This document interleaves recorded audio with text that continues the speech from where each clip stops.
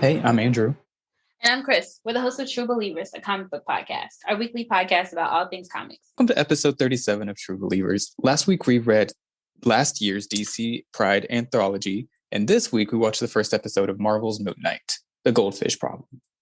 Let's go over what I know about Moon Knight. I know he's the son of a rabbi. He was a Marine. He has DID, which is a dissociative identity disorder. And his two most prominent alters? Yes. They are Stephen Grant and Jake something, and I think there's a Mr. Knight too. I said two most prominent, but that was three. His name is Mark Spector. I remember that because it's a cool name. Spector's like ghost, so I'm surprised he's not like Moon Ghost or something. Oh, and he's involved with some Egyptian god named something, and I looked him up, and he was created by Doug Mensch and Don Perlin. But that's all I looked up, honestly. I don't know anything else. It's okay. There's probably more than I knew going into this. I did very, very minimal research on this because I've just never been interested in Moon Knight personally. It's like how they put out that Punisher show with John Bernthal. And you know I love John Bernthal. I've loved him since Night at the Museum, Battle of the Smithsonian. I've loved him since even further back than that. I didn't support the Punisher at all. I have not seen 1 minute of the Punisher. I saw that one. I think that one was actually like my least favorite. Well, besides Iron Fist, out of all the Defender shows. Yo, you know that you had... sorry. Oh, I was just going to say, but we had Jessica Jones and we had Luke Cage and we had Daredevil. So, of course, those ones are going to be like... I actually never finished better than Daredevil anything else. Like, people praise Daredevil all the time, but like, I've only seen 5 episodes and I did not enjoy them. I saw a man maybe it was probably might not even have been 5. I saw a man get beat to death with a bowling ball and I just stopped the episode right then. I was like, nope. Not on my watch. No. But you know, no, Jessica Jones was the best one. It was because she ate that down. With Luke Cage, I didn't finish season 2. Once they introduced that Jamaican motherfucker, when he was like, he kept saying Mariah. Was it Mariah Stokes?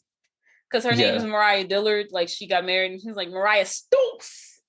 He said it with so much. He felt that in his soul. But I was gonna say Iron Fist. You know that boy who I always take up, not boy, man, who I always take up for on Game of Thrones, Loras Tyrell, who I was like, listen, everybody else sucked, but he really didn't deserve to be mutilated and then die. He's Iron Fist. How did I never notice that? Yeah, I don't know because that show wasn't that good. Because I didn't watch it honestly. But how do you feel about the first episode of this show that we watched? I'm probably not gonna watch anymore. But it was funny. Like, he made me laugh. Oscar Isaac is funny. So men who are hot really should not be funny. It's too much power. It really, especially he looked so disheveled in this. I was going to say bad, but he didn't really look bad. But he looked so disheveled in this, but he still looked good. So it's like, you can't be funny on top of all of this. You just can't do it. And he was literally amusing me with the funniest things. Like, first of all, I don't watch trailers either, and we came up with the idea to do this for our episode today. So I watched it today. Yeah, but we watched it really last minute. So, because we were going to do something else, and then we were like, hey, you know what? Moon Knight's a big show right now. Let's see what's happening. But you know what? Because it was a big show. It was literally just because we were like, what can we do? Because we're lazy. We didn't even choose it based on popularity. That's the sad part. Yeah, because it's not that popular. It's got less views than... like the initial viewers. It was less than Loki. No, but Loki sucked. But it was, that's what I'm saying. I mean, this one wasn't that great either. It was better than Loki. I don't know. See, my problem with this show, which I already told you earlier, but it's they keep following the same formula. This is the exact same thing as WandaVision. The way that they're doing this already, you can tell. I think they'll continue to do that with their movies because, like, Eternals was actually made as like a movie, like a regular movie, and people were mad about that. But Eternals was cool. It was so long. It was cool. It was. Eternals wasn't even the longest superhero movie I've seen in like the past 7 months. I mean, yeah, we just watched Batman. That one was so long. Good movie, but it is flawed though. I'll give it that because I felt like Eternals. Like, look, having seen Eternals twice now because I watched it with my mom. At some points, it does get a little bit quieter. So maybe after I watch the Batman on HBO Max, maybe I'll change my opinion. But yeah.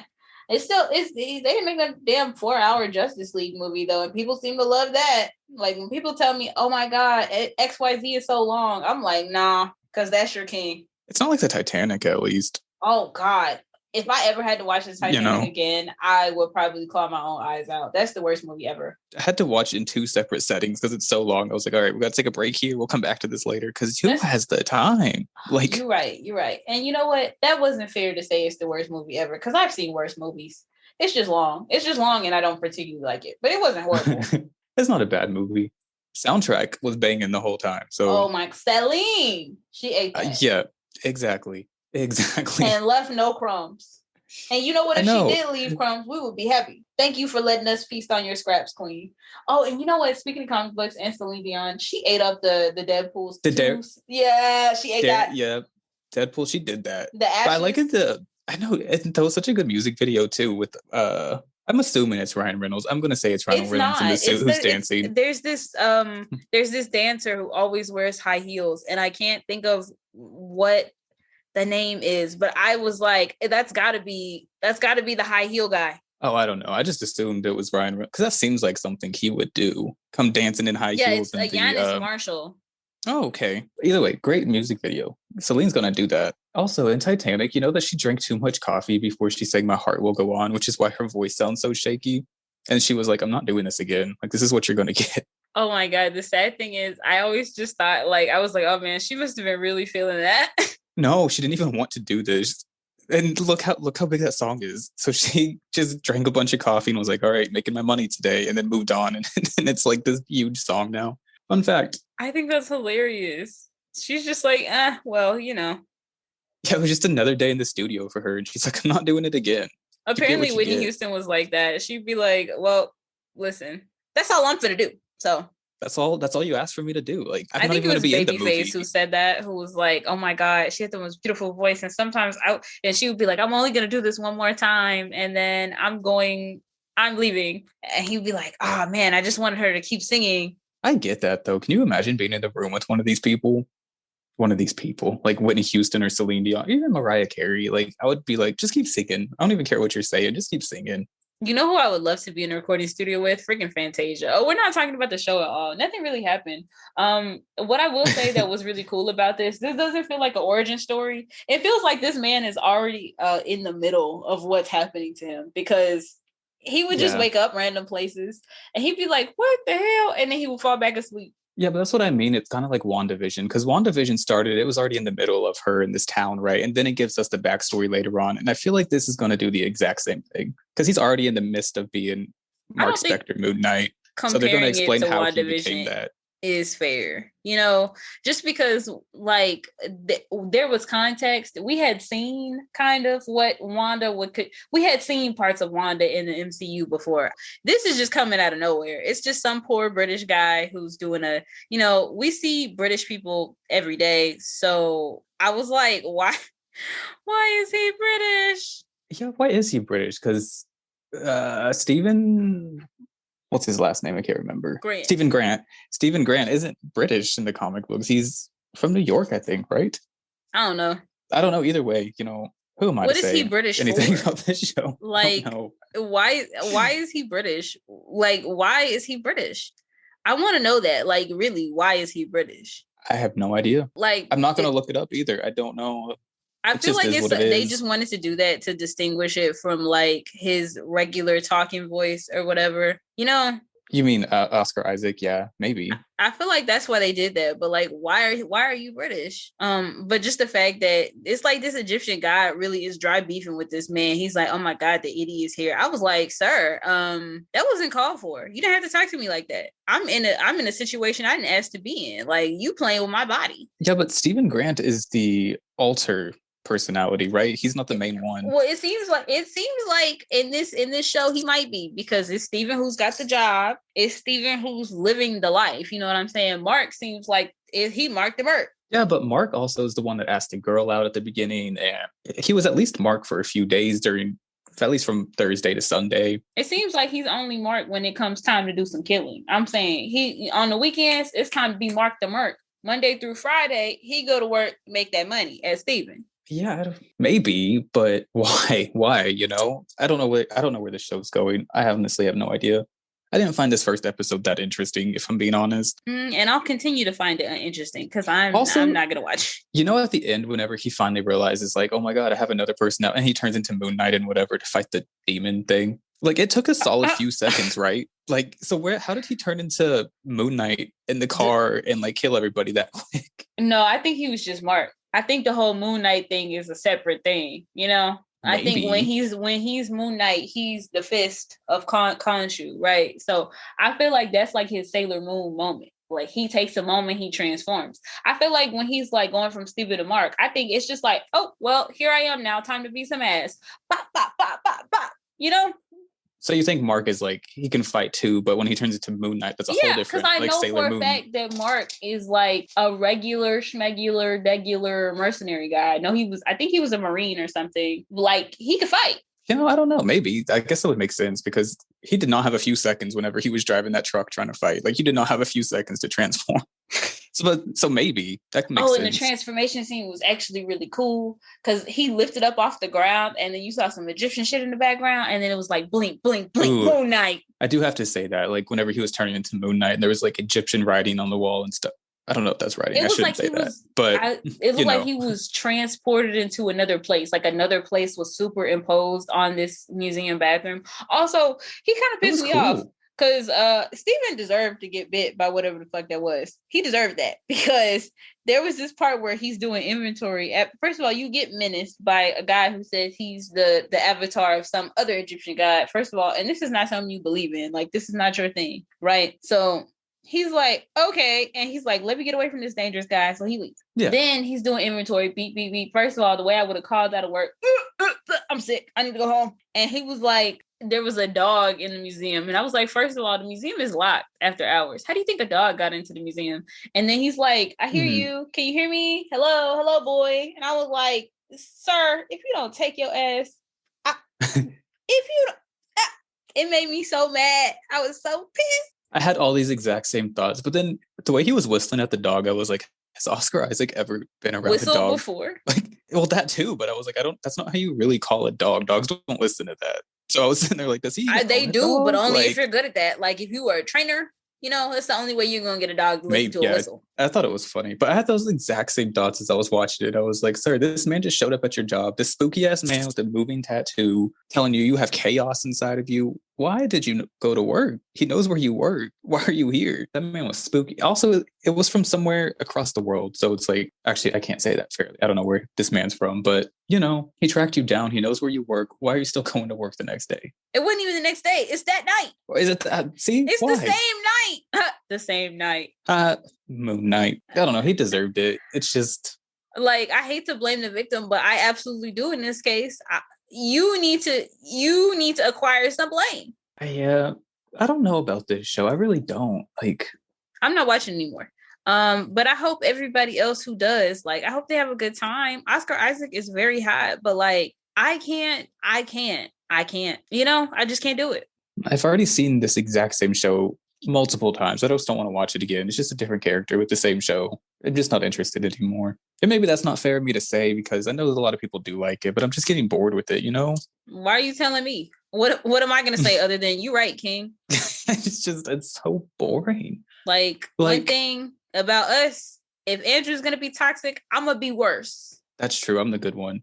But like, we had good Marvel shows that were different than this regular formula they follow, but they got canceled. So it's like, and the thing that pisses me off, it seems like they only got canceled so they could make everything MCU. Like, because exact same feeling. You know, like Runaways that was probably a good time for it to end for what they were doing. Like, I've never seen the show, you know, and I still haven't watched it. You know, I'm horrible. I have beef with that one too, just because I don't remember who had the original rights to it, but they were writing it. It was really good. Brian K. Vaughan was involved, who wrote The Runaways. Well, what's crazy really though, it was for Hulu. Yeah, it was for Hulu, which Disney owns. Disney owns Marvel, and they own Hulu. So what was the purpose of canceling the show? It's the same. Somebody else bought it. And then they changed the complete storyline and changed it completely. And it's like, that's whenever it needed to be canceled at that point because y'all ruined that show. But that's my problem with it. Y'all had good shows, so why are y'all ruining it?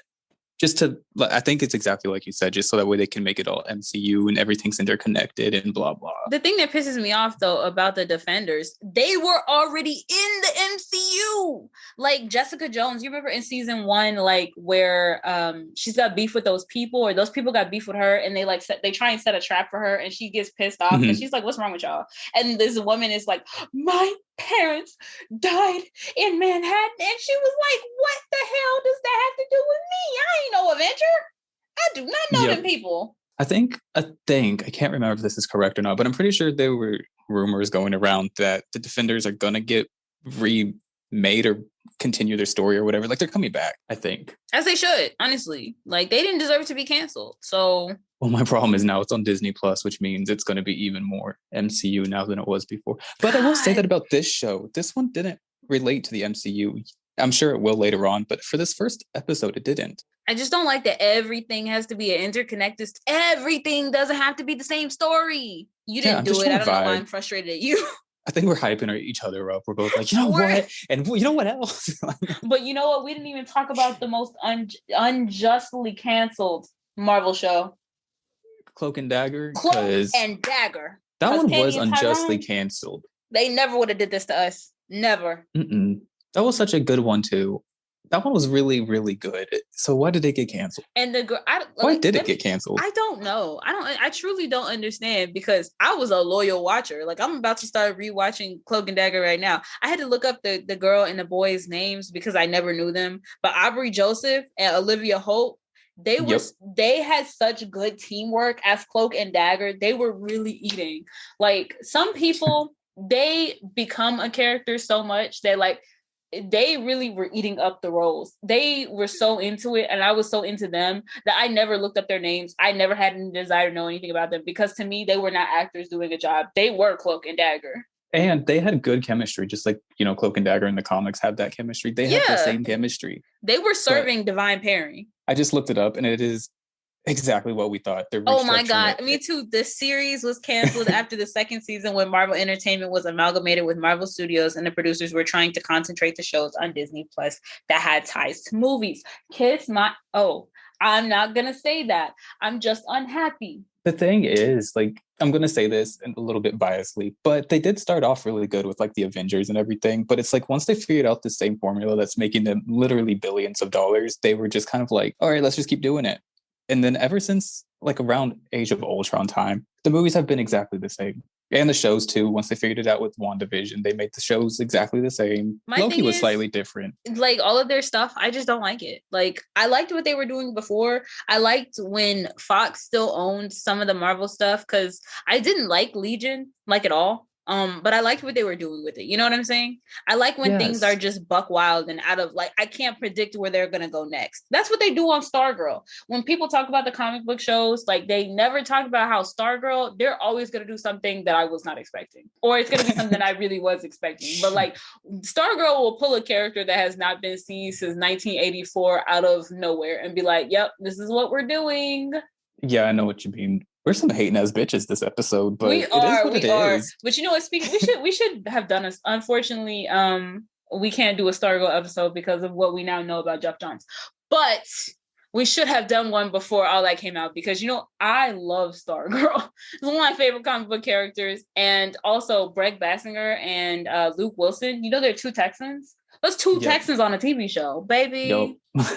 We're from Texas. We get rowdy. Man, I don't know. This, I want the show to be good, just because a lot of people put a lot of work into this, and they're always proud of the work. So I want the show to be good for them. I just don't think that this is one I'll be watching or be interested in unless something major happens. I don't know what that would be, but not into it. But I didn't know your Hellstrom show came out in 2020. Like, this is a new show. I forgot about that one. Yeah, that one was a good one too. I really like that one. Oh man, it's probably going to get canceled too. I'm sorry that you liked it, because it came out in 2020 and it got canceled. It was released on October 16th. 2020 and got canceled on December 14th, 2020. That's about the same time that they shifted all over to make it an MCU situation. Because that's but the same time they canceled on Cloak and Dagger. Yeah. Like Runaways, like Cloak and Dagger, that was on ABC, wasn't it? Or was it on Freeform? I think it was on Freeform. On ABC Family. Let's just go ahead and call a spade a spade. Yeah, I don't remember. I know that I watched it on Hulu, but yeah, it could have been ABC. I don't know. Yeah, for Freeform, based on the Marvel Comics, characters of the same name. Mm-hmm. And it is set in the Marvel Cinematic Universe, sharing continuity with the films and other television series of the franchise. That's the thing. We're so angry this episode. This isn't a positive episode. It's not.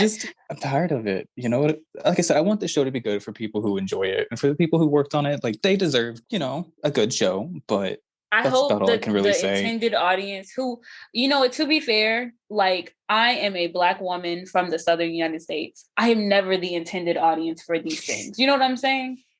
Like, just Disney, by default, they're not making this for me. So, like, I hope that the people in the intended audience really enjoy this. I hope they get the reception that they're looking for. I hope Oscar Isaac made a lot of money on this show. I hope he continues to be very sexy in it. Like, I wish nothing but the best for this show. I'm just not going to participate. I'm going to catch up on Naomi because we're going to be off for the next couple weeks.